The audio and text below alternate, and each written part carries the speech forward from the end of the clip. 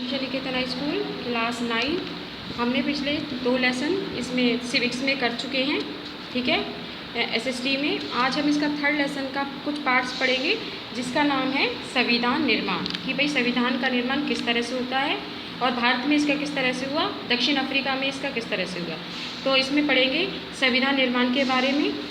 पिछले अध्याय में हमने देखा था कि लोकतंत्र में शासक लोग मनमानी करने के लिए आज़ाद नहीं हैं। कुछ बुनियादी नियम हैं जिनका पालन नागरिक और सरकार दोनों को करना होता है। ऐसे सभी नियमों को सम्मिलित रूप से संविधान कहलाता है। ठीक है, तो इसमें क्या गया कि पिछले अध्याय में हमने देखा कि लोकतंत्र में शासक लोग मनमानी करने के लिए आज़ाद नहीं है। कुछ बुनियादी नियम हैं जिनका पालन नागरिक और सरकार दोनों को करना होता है। ऐसे सभी नियमों को सम्मिलित रूप से संविधान कहलाता है। देश का सर्वोच्च कानून होने की हैसियत संविधान नागरिकों के अधिकार, सरकार की शक्ति और उसके काम के तरीकों को निर्धारण करता है। इस अध्याय में हम लोकतंत्र के संवैधानिक स्वरूप और कुछ बुनियादी सवाल उठाएंगे। हमें संविधान की जरूरत क्यों होती है, संविधान कैसे बनता है, कौन बनाता है और किस तरीके से बनता है। अब इस अध्याय में पढ़ेंगे कि भाई संविधान कैसे बनता है, कौन बनाता है और किस तरीके से बनता है।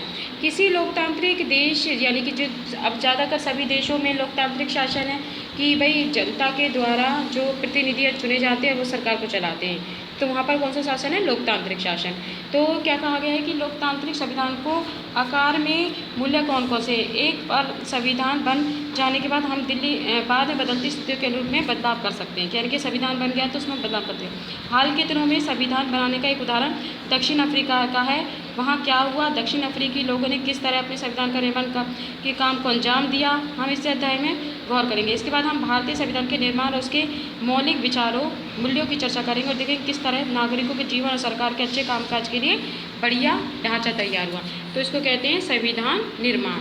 अब पढ़ेंगे दक्षिण अफ्रीका में लोकतांत्रिक संविधान क्या है। ठीक है, कि भाई दक्षिण अफ्रीका में लोकतांत्रिक संविधान क्या है। मैंने गौरव के प्रभुत्व के संघर्ष किया, ये कौन कह रहे हैं, नेल्सन मंडेला। कौन है ये, नेल्सन मंडेला हैं जिन्होंने ये कहा है मैंने गौरव के प्रभुत्व के खिलाफ संघर्ष किया और मैंने असभ्यता यानी कि कालों के प्रभुत्व का विरोध किया।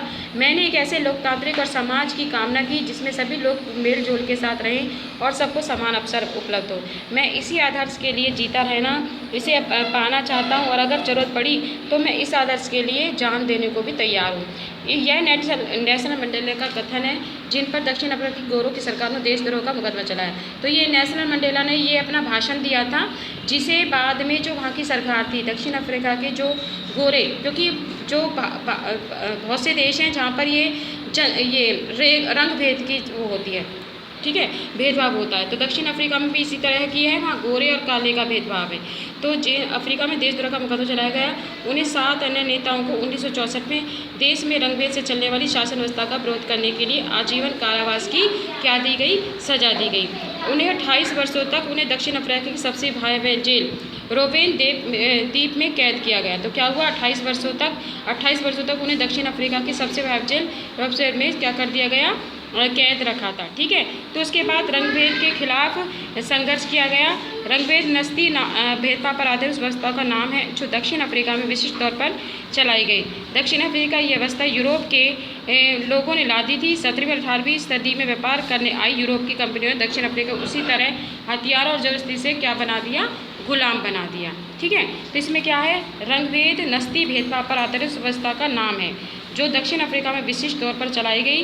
दक्षिण अफ्रीका व्यवस्था यूरोप के गोरों लोगों ने ला दी थी और 17वीं और 18वीं सदी में व्यापार करने के लिए यूरोप की कंपनियों ने दक्षिण अफ्रीका को भी उसी तरह हथियारों और जबरदस्ती से क्या बना दिया, गुलाम बना दिया था। ठीक है, पर भारत से उलट काफ़ी संख्या में गोरे लोग दक्षिण अफ्रीका में बस गए और भारत से बहुत सारे जो लोग थे वो कहाँ बस गए थे, दक्षिण। उन्होंने स्थानीय शासन को अपने हाथों में ले लिया और रंगभेद की राजनीति लोगों को उनकी चमड़ी रंग के आधार पर बांट दिया गया था। अब क्या है, दक्षिण अफ्रीका में जो उनका रंग था उसके भेदभाव के अनुसार उन्हें क्या कर दिया गया, बांट दिया गया था। आबादी में उनका 3/4 और असभ्यता कहा गया, यानी कि आबादी जितनी है यानी कि जितनी वहाँ की पॉपुलेशन है उसके अनुसार उनका जो 3/4 भाग था उनको काले लोगों में असभ्यता कहा जाता था। और सफ़ेद और असभ्यतों के अलावा वहाँ मिश्रित नस्लों जैसे रंगीन चमड़ी वाले का कहा जाता है, या फिर जो ना तो ज़्यादा काले हैं ना जो ज़्यादा गोरे हैं उन लोगों को क्या कहा गया, उनको कहा गया रंगीन चमड़ी वाले लोग।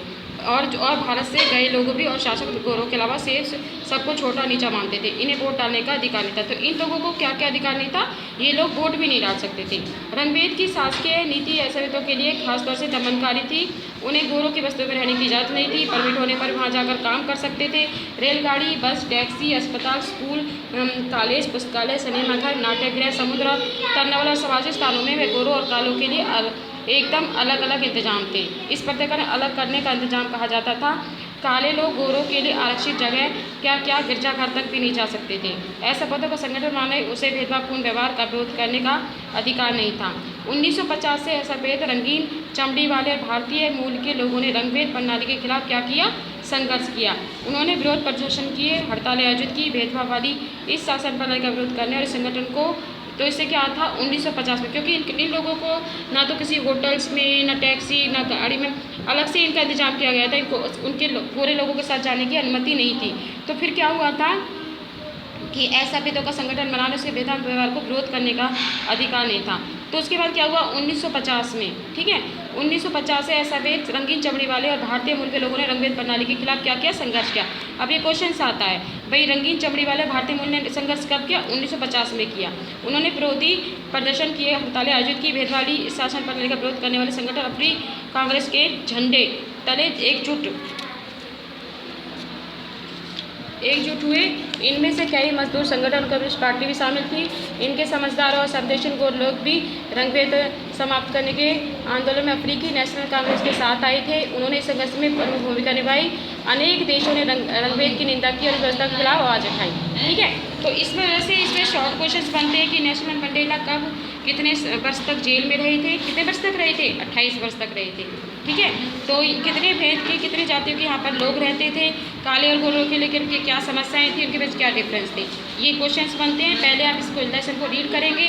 नेक्स्ट क्लास में हम इसका आगे का जो पार्ट्स है वो पढ़ेंगे। कौन सा है? एक नए संविधान की ओर। ठीक है।